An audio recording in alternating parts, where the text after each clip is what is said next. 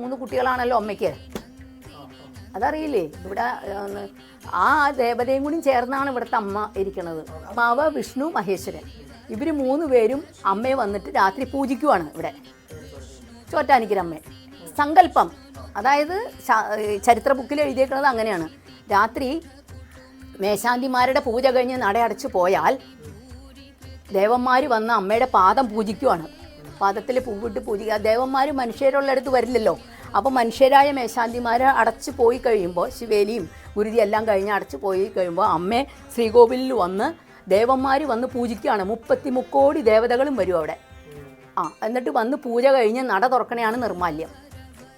ഈ നിർമാല്യം തൊഴുക എന്ന് പറഞ്ഞാൽ കുറേ കാര്യങ്ങളുണ്ട്. നമ്മളെ മനസ്സിൻ്റെ മാലിന്യങ്ങളെല്ലാം തീർത്ത് കളയും. നിർമാല്യം എന്നുള്ള വാക്കിൽ തന്നെയുണ്ട്.